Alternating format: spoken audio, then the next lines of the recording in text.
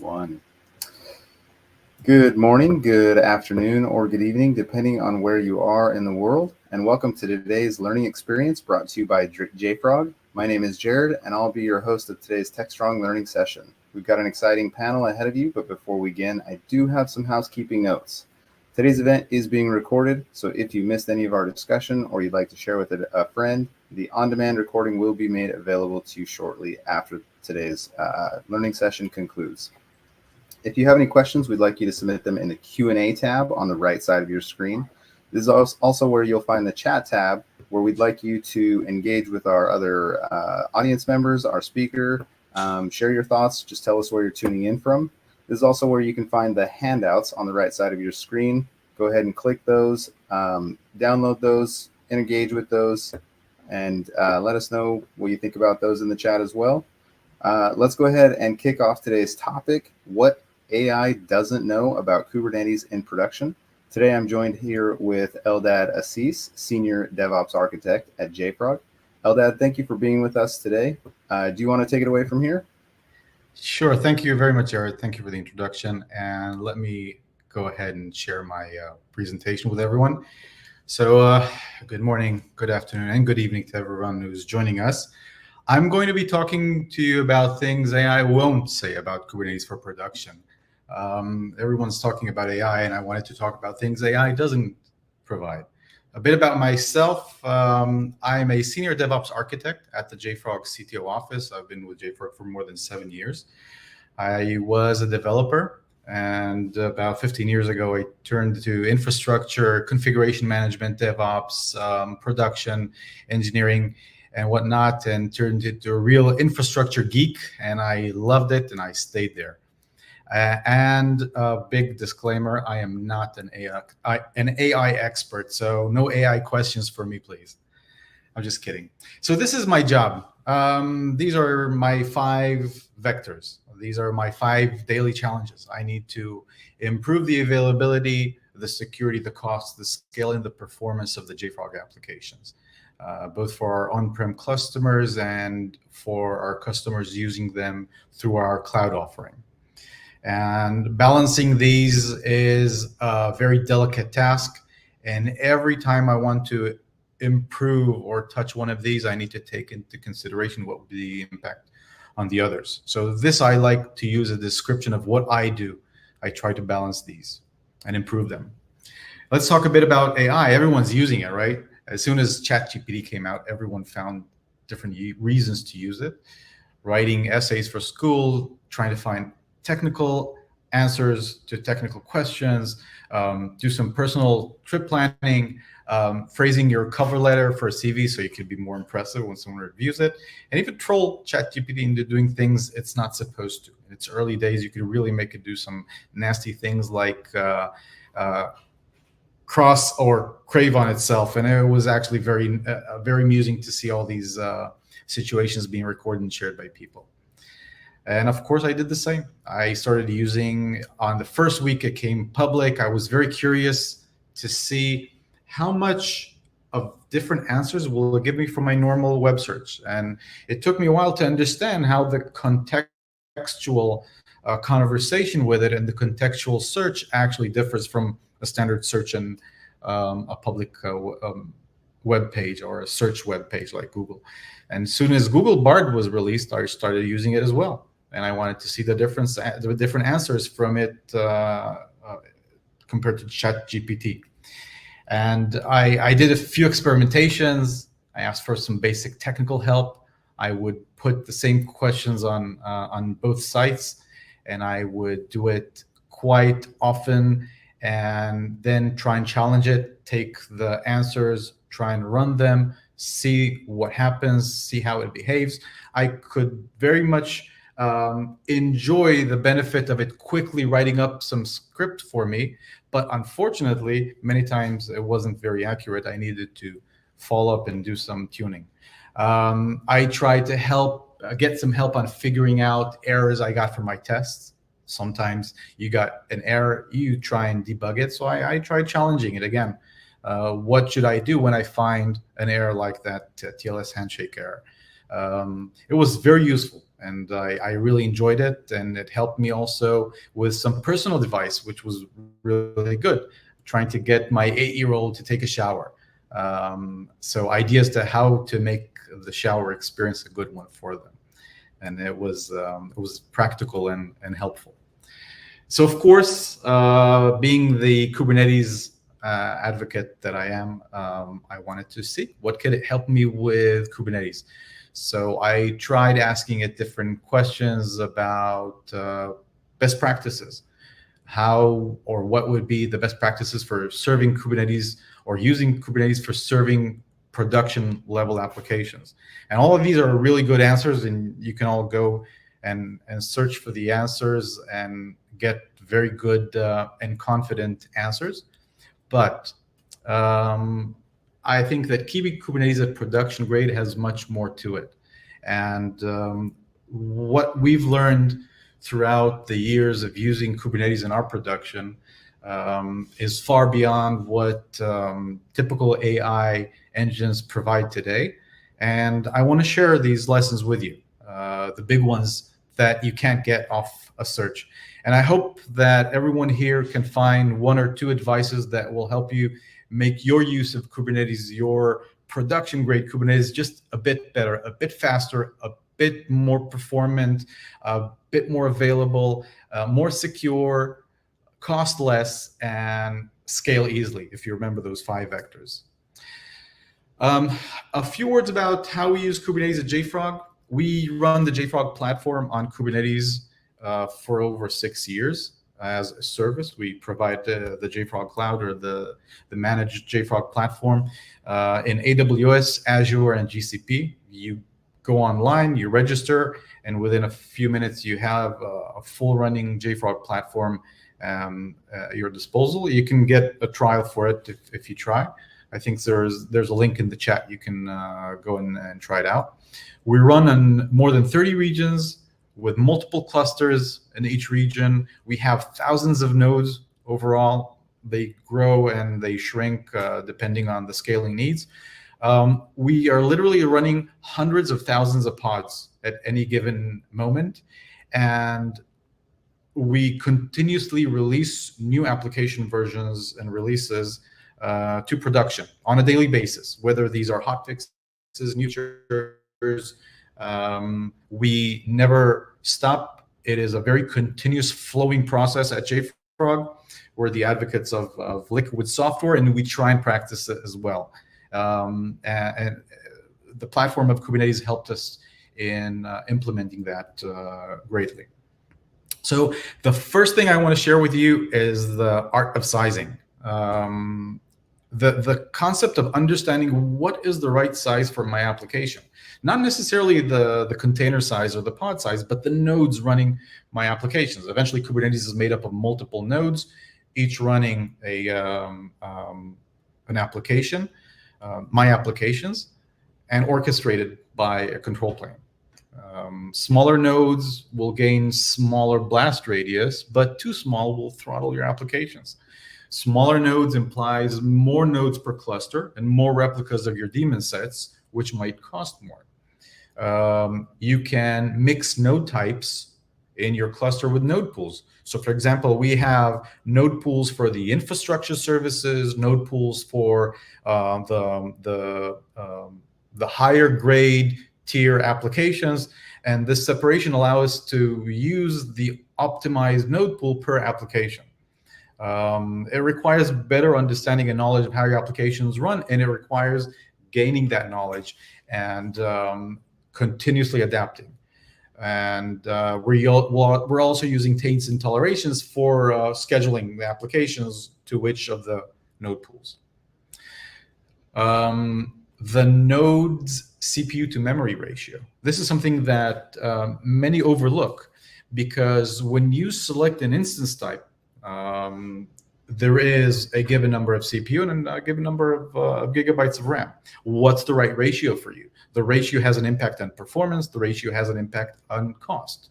So you need to understand, are your applications CPU heavy? Are they are memory intensive? Are they IO intensive?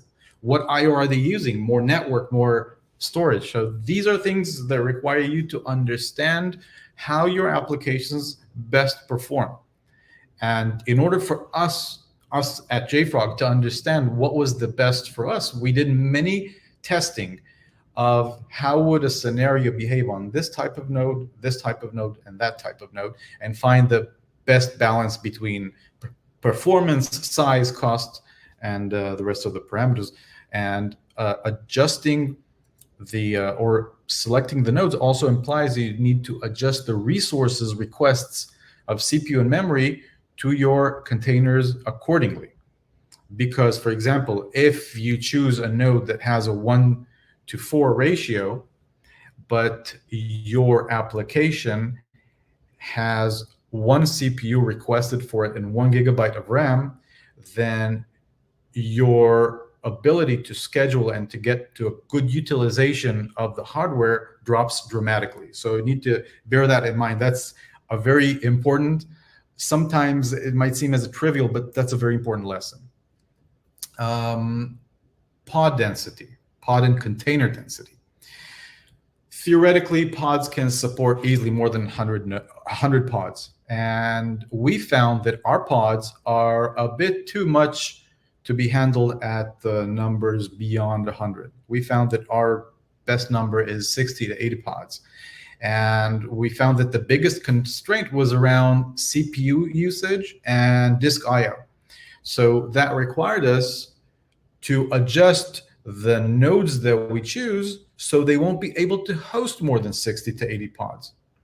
And that relates to the node sizing that I've mentioned before of how do you select the right node for your application. And this requires volume testing.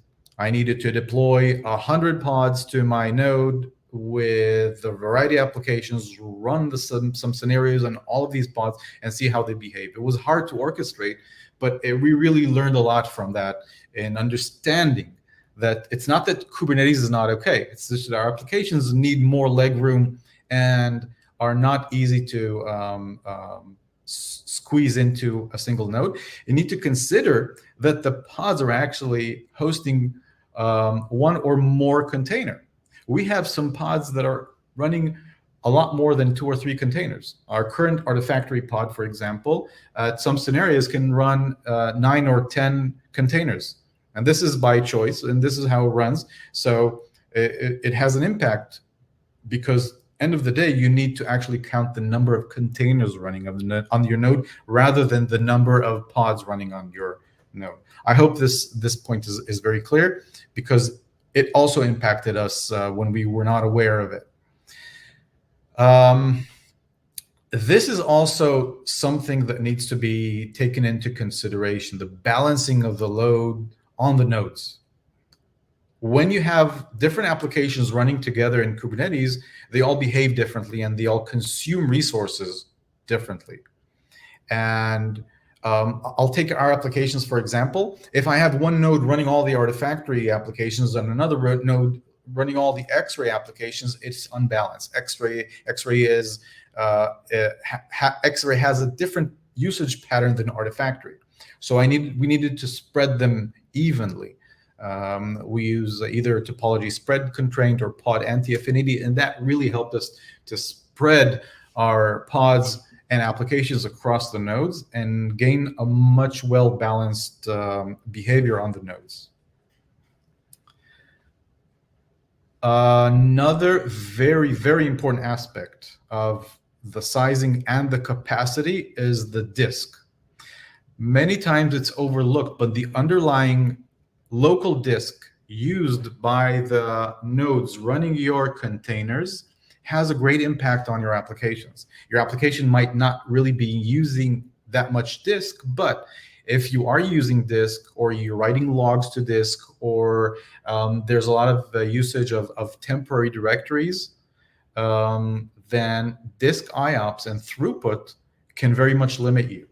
We've seen our applications reach the limits, and then there's a whole throttling on the node, and it took us a minute to understand where's this throttling coming from. Basically, it was just that we exhausted the IOPS budget or the throughput limits were reached. So always have an understanding of how much disk you're actually using in the sense of throughput rather than size. The size is another consideration.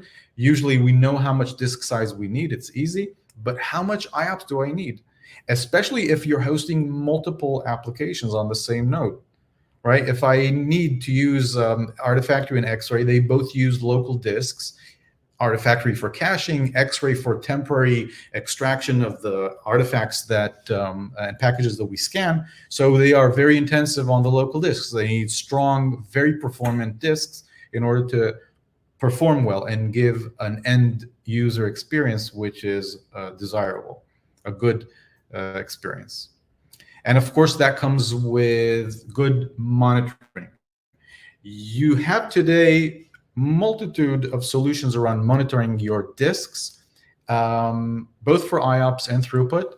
And you have to make sure that you have the alerts on them and you're able to quickly debug a performance on the node and get that information. Today, there's a lot of flexibility into disks. We're using the public clouds, AWS, Azure, and GCP. So, for example, AWS came out with GP3 type EBSs a few years ago that helped us also rebalance. We didn't need a lot of disk size, but we did need higher IOPS and throughput. Same Azure has the capability with a premium SSD version 2. And more solutions are coming out. The understanding that we need a much more flexibility in the configuration of the storage. So remember, local disks can be silent killers. It's not very often that you meet that, but when you do, it will surprise you. Another aspect of protecting the environment, not the security aspect of the environment yet, we'll talk about that in a minute, but rather than the performance. The control plane of Kubernetes is working hard to satisfy the desired state, right? Kubernetes is a state machine. You deliver a desired state to it, and it tries to reconcile and apply the desired state. And there's a high load at any given time on the control plane in scheduling and monitoring and healing. And you need to always remember that the control plane works and works hard. You need to reserve the resources for it. We found that we needed to reserve a bit more resources for the kubelet because we need some more intensive orchestrations of our liveness and readiness, for example. There are many solutions for control plane monitoring and alerting. Be aware and knowledgeable of them. And also consider that even managed services like the AWS EKS is wonderful. It's great to use it, but it also has its limits. And don't ask me how I know. Protect your applications uptime, right? So here you want the highest availability and uptime of your application in a very dynamic environment. Ideally, your Kubernetes cluster will grow. New nodes will join. Some nodes will be terminated when you want to scale down. So there'll be a lot of rescheduling. You want to prioritize your applications, which are the highest priority and which can we live without for a few seconds. So we're using pod priority and quality of service to make sure that our critical services, our critical application get the best SLA in Kubernetes. We use pod anti-affinity to spread multiple replicas of the same application across the nodes to get some added durability and availability, because when we upgrade the cluster or when maintenance is done or when a node crashes, it happened more than once. A node crashes for many reasons, many times not even related to us. It was a cloud provider issue. And like I said earlier, using node pools can help you separate concerns or separate the mission critical application and services from the less. We have infra services like our Ingress and Prometheus in a dedicated pool to protect it from applications that can go rogue. And you also gain the ability to best tune the node type used in that particular node pool for the performance of the application running there. Plan to scale. One of the biggest questions that I kept asking myself and my team, are we ready for doubling our workloads? What happens if tomorrow 10,000 new registrants come and register for a trial environment? Are we ready for that? And we've worked very hard throughout the past few years to be ready for that, allowing our systems to grow using cluster autoscaling, using application autoscaling. And we found that we have some limits. It's related to the control plane, and it's related to the number of pods running in a cluster overall. And we found that we want to put size limits on our clusters. That's why we have multiple Kubernetes clusters per region, per cloud provider. It helps us to spread the risk, to spread the load, separate the concerns, and give us a much better infrastructure prepared for growth. And it's something that we continuously think about it. If you remember those 5 vectors, so there was the arrow of the scale. So are we ready to scale? We want to scale. We want to double our workloads. We want more users to come and enjoy our platform. Are we ready for it? And it is something that was always a part of our planning and architecting. Plan to fail. I think this, and we'll get back to this again towards the end, this is one of the most important things that you need to take into consideration. Your applications will fail. Your pods will fail. Your nodes will fail, and your cluster will fail. These are facts that you cannot escape. You need to be prepared for them. The planning to fail is probably one of the most important lessons in running any system. But especially in a Kubernetes environment, you have so many services and capabilities that help you prepare for it and be much more ready for failure scenarios. So for example, do you have a cluster failure DR plan? So if not, go write one up. Prepare a detailed plan. Prepare a DR playbook, right? What happens when we fail? And practice it once in a while. We've built a whole infrastructure of disaster recovery that allow us to meet our RPO and RTO. So if at worst a whole cluster fails, we are able to redeploy everything in a failover cluster in a way that we lose no data or lose very little data, and we can quickly reinstate our services in a way that our customers can get back to use them. Need to remember though that when you recover in a disaster recovery scenario, then you're deploying many applications, many services at once, and the strain on the cluster is huge. So we've done a gradual redeployment of the applications. We don't let everything being redeployed immediately. We know how to stretch it in a way that the cluster is not overwhelmed and crashes. But it's important that you have a plan for a DR, you have an infrastructure for DR, and you have a playbook. Once we understand that a disaster has happened, we just open the playbook and we run by the playbook. The more automation you can put into the pieces of the playbook, the better. Some parts are done manually and can eventually be done automatically. But the important is have the playbook, have the drill of the disaster recovery. All right, let's practice. We have a staging cluster that's now lost. What do we do? How fast? And we've done several drills. We measured the time, we improved the processes, and we learned from it. Now let's talk a bit about security. I think that everyone agrees security is very important at all aspects of the software supply chain. And it is extra special and important in a platform or an environment like Kubernetes. Our containers are eventually runtimes that are a collection of a multitude of sources.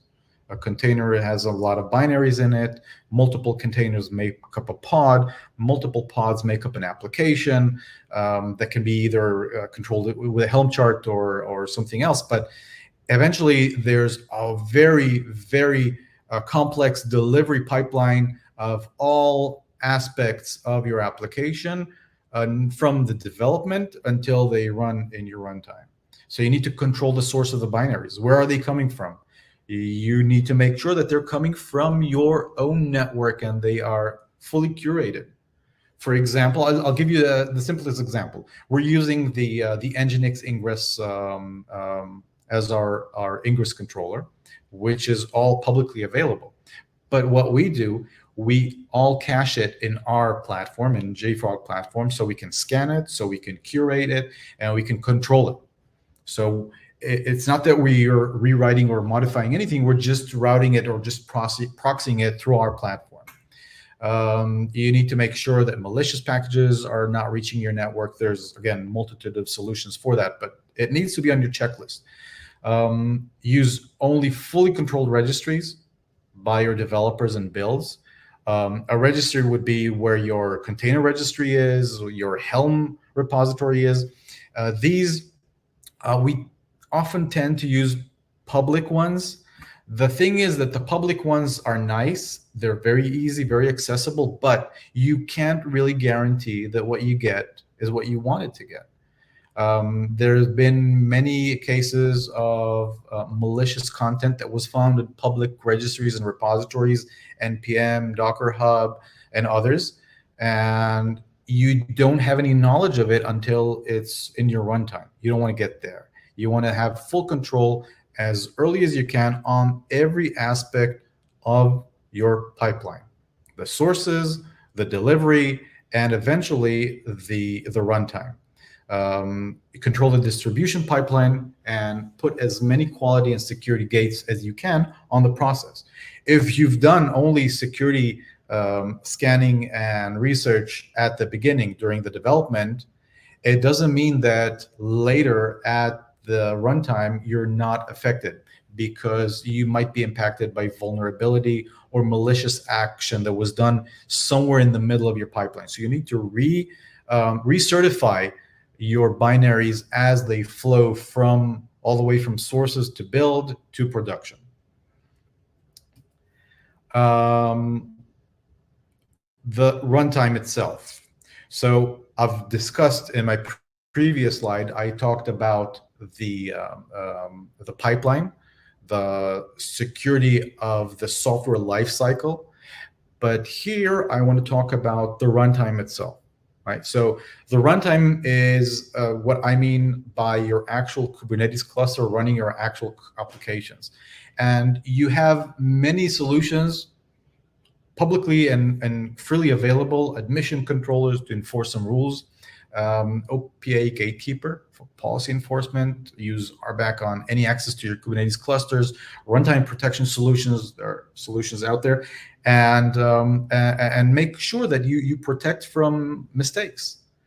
Like, for example, consider that someone just tried to deploy a Helm chart that refers to a container coming from a public container registry, which is not allowed, right? So you can enforce it with such tools, and that will protect you from human errors that are usually very problematic. Another aspect of securing your runtime is workload isolation, right? We're using simple namespace isolation with simple network policies to block any lateral movement. In case of a remote code execution vulnerability that might be exploited in our application, then if someone is able to do a remote code execution, they'll be able to hurt only their own running environment rather than other customers or other services. So simple namespace isolation with network policies is a very simple configuration, and it adds a great layer of security and isolation for your applications. Using node pools, like I've said before, you can put the critical applications on separate node pools or even separate clusters. if you want to take it to the next level. So again, remember the priority, which are your critical applications, which are less critical, and have a very clear separation of concerns. Securing your environment.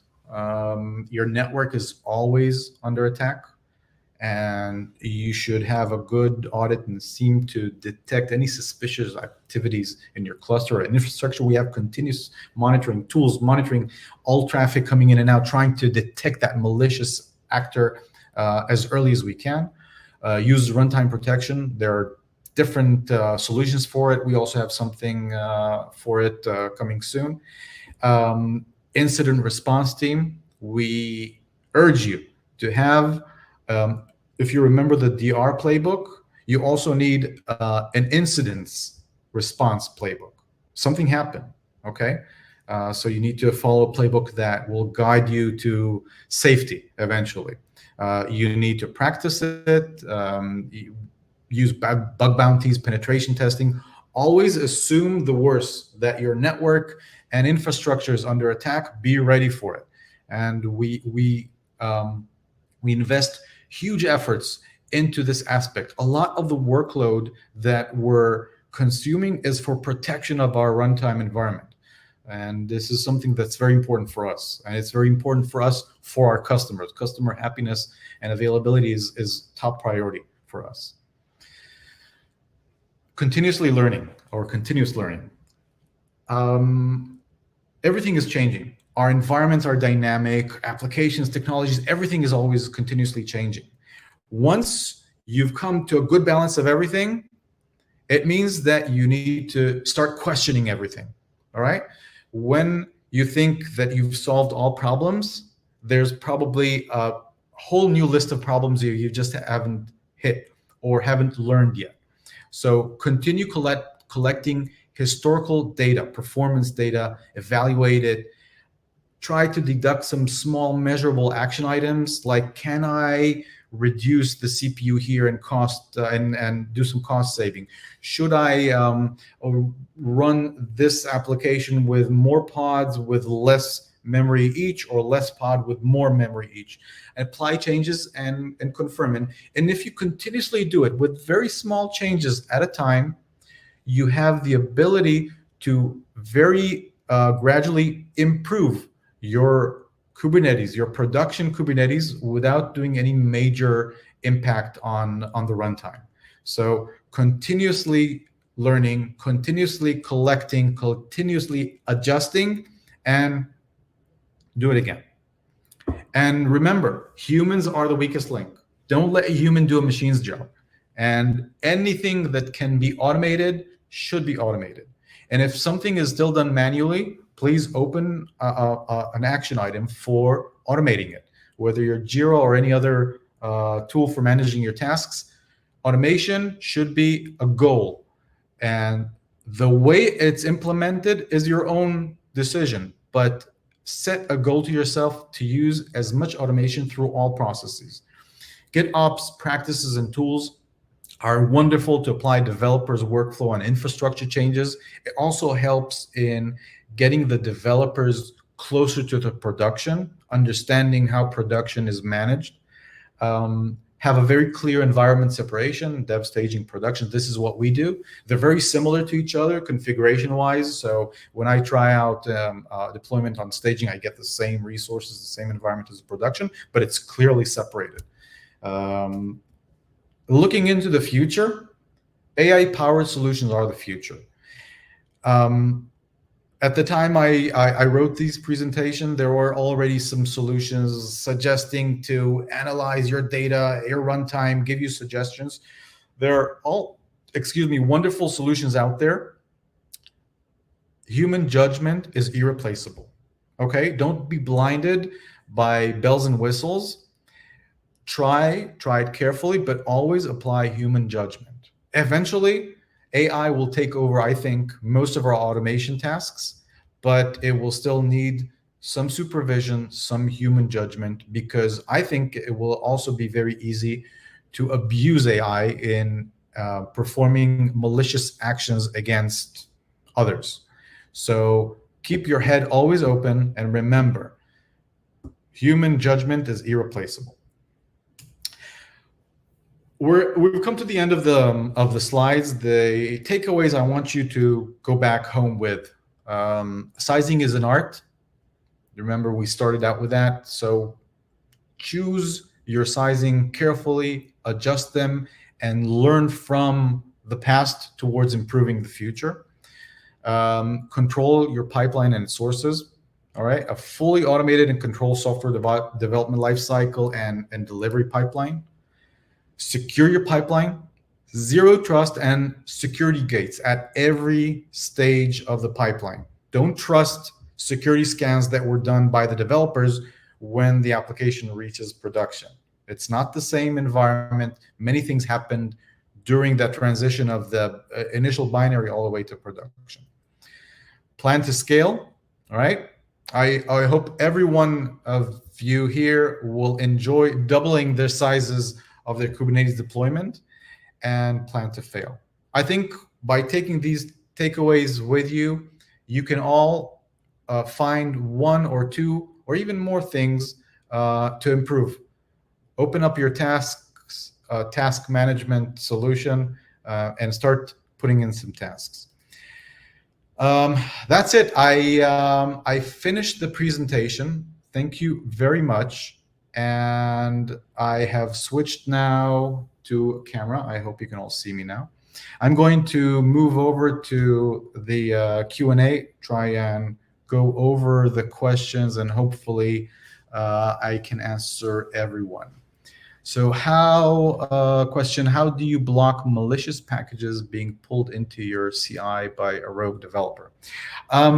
This is actually done at JFrog by simply putting the JFrog solutions in front of every developer. So every public asset is pulled and proxied through Artifactory. And we're also using JFrog curation that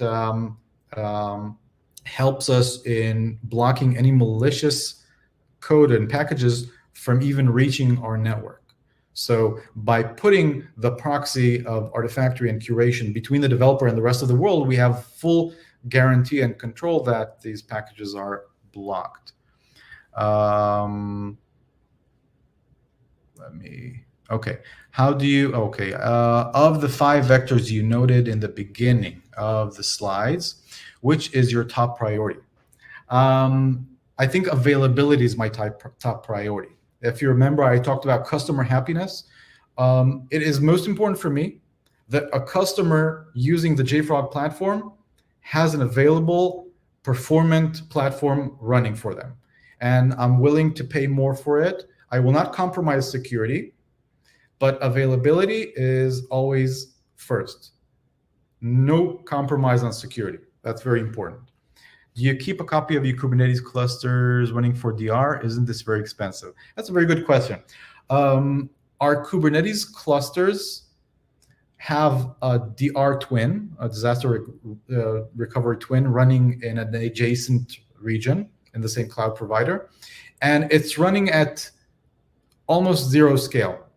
In order to allow us to quickly recuperate from a disaster and redeploy, we have databases, we have storage replicated, and we have a small Kubernetes cluster in standby. Since we're using auto-scaling, the cluster is on a minimal scale, and when we start redeploying customers to the new cluster, it will gradually grow. So we do spend, I would say, a lot of money for the DR infrastructure, but that goes with how important it is for the customers to have an available platform for them. And I expect the same to be given to me by my vendors. Do you practice the DR? Yes, we practice it. If I'm not mistaken, we started with a quarterly drill. I think we do it now twice a year. I'm not sure. It's not under my my management, but we do practice it more than once. How do you roll out a new Kubernetes version upgrade without interruptions to your services? All right, that's a nice question as well. When we want to upgrade the Kubernetes cluster, what we do, we're actually doing an additional node with a new version.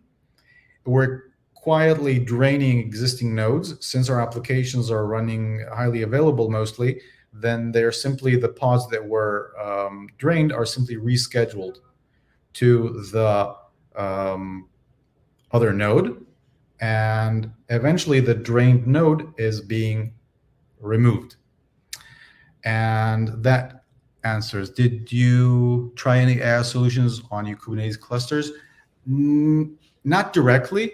We played around with a few tools just to evaluate them, but nothing substantial that I can share. I just wonder, could you get into which way did you find proper resource consumptions, which tools and means to employ? Okay, so we actually did some old school measuring. We started our applications with a lot of resources. That was in the early days when we just started out with Kubernetes. We didn't really know how much we needed. So we started with a lot of resources, and we had monitoring tools collect the graphs and the information. And we monitored them through a day, a week, and then did the adjustments and ran the tests again and again. So it was a continuous process. We still do adjustments, by the way.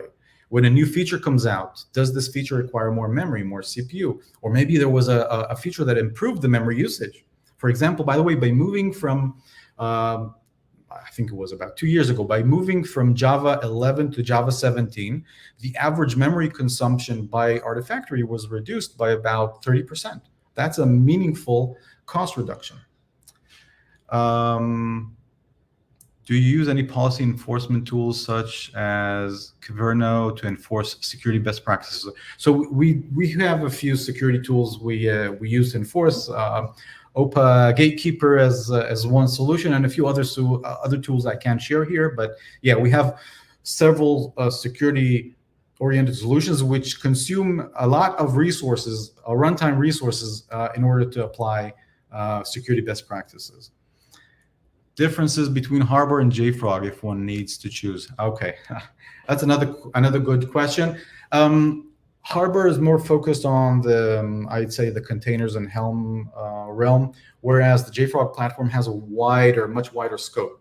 It will support Helm and Kubernetes and containers, but beyond that, it has about 30 package types. It has a lot of solutions coming with it around security, around distribution, about advanced security, development environments. So the JFrog platform is much more than just a smart registry. It has amazing capabilities. Go and try it out. You just enroll to a trial, and then you can get most of the features for trying them out and see what problems can it solve for you. You talked about application pods, nodes, and cluster failures. What about container failures? All right, so application in my sense is a container, because all of our applications in Kubernetes are running in containers end of the day. So by having the failure or prepare for application failure, we're covering that container failure. We're using readiness and liveness probes to make sure that the application and container are healthy and available, and if not, then we apply the auto healing and remove from the Kubernetes service if needed. And by using highly available multi-pod services, we get good availability of the applications in case of a container failure. And by the way, we try and come to the root cause analysis of every container failure that we find in production that is repeating itself. And we have many alerts in place just to collect these failing containers, because if you remember from the presentations, we're running hundreds of thousands of pods. Each of our pods run multiple containers. So we're easily running more than 1 million containers in production.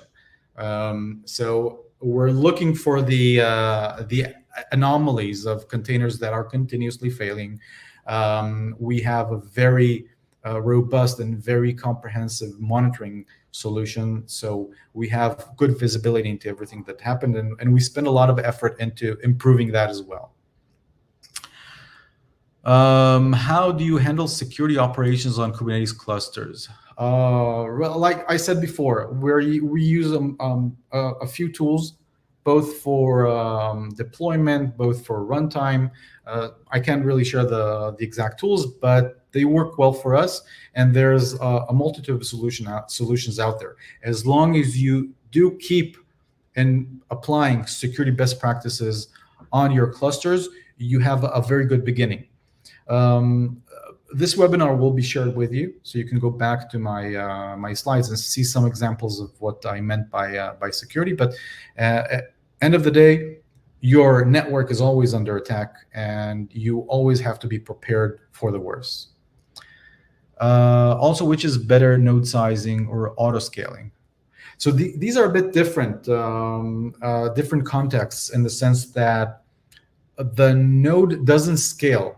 You either add another node or you decide to change the node type, and then the new nodes will be at a newer node type. Autoscaling is there are two levels of autoscaling. There's the application autoscaling, horizontal autoscaling or vertical autoscaling of your pods, and then there's the nodes or the Kubernetes cluster autoscaling that's adding nodes. There's no good question for which is better. They both serve a different purpose. I'll give you an example. If our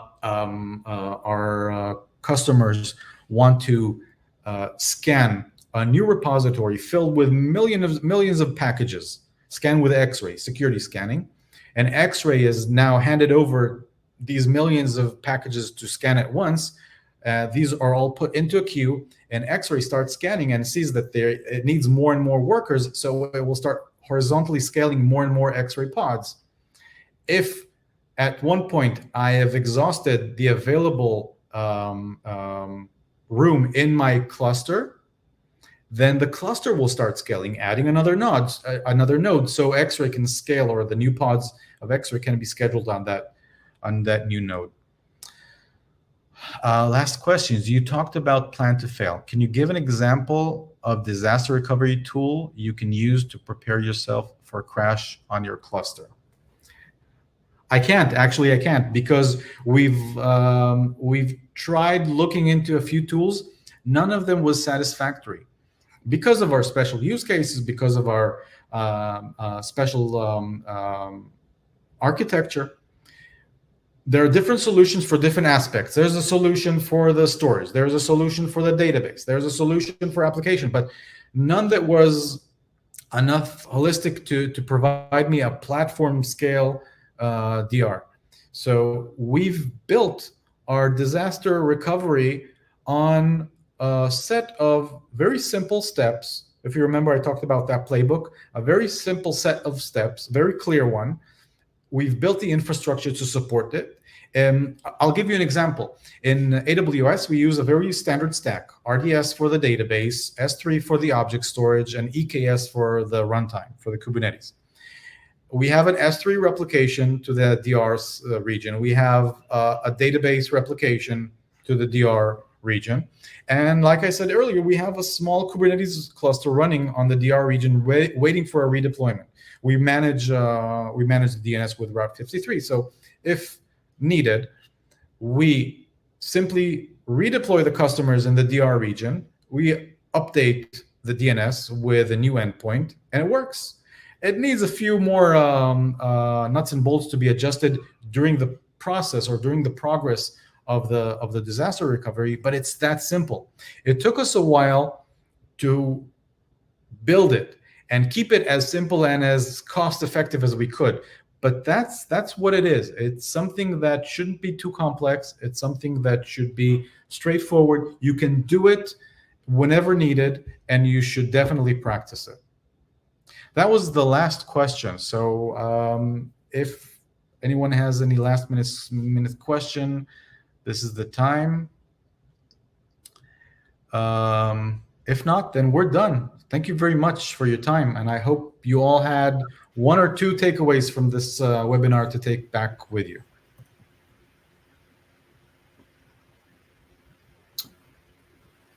All right. Doesn't look like my camera is coming on, but I'm here. So I'll go ahead and close out. Outstanding, Eldad. That was amazing. Thank you for going over containers and AI, and just joining our discussion and sharing your expertise with us. A quick reminder that today's session was recorded. Following the panel, you will receive an email with a link to access the recording, the on-demand. You can also go to devops.com or securityboulevard.com/webinars. You can find it in the on-demand section there. As I mentioned in the chat, I do have 4 $25 Amazon gift cards to hand out. I want to say congratulations to Gabriel B, Clara A, Alessandro D, Martin V. You'll be receiving an email sometime today. If you don't see it in your inbox, be sure to check your spam folder. It will show up in either of those. And again, I want to thank JFrog for sponsoring today's learning experience. Eldad, thank you again for sharing your expertise. And I want to thank all of our audience members for joining us, and all the great questions that you guys had that came in, and just being here with us. That was fantastic. And lastly, before we sign out, I'd like to take a moment to let you know there will be a post survey that pops up here at the end of the program. It would be fantastic if you could take the survey, help us improve, continue giving us great content, and we hope to see you again on our upcoming TechStrong Learning events. Thank you again. My name is Jared, and I am signing out. Thank you.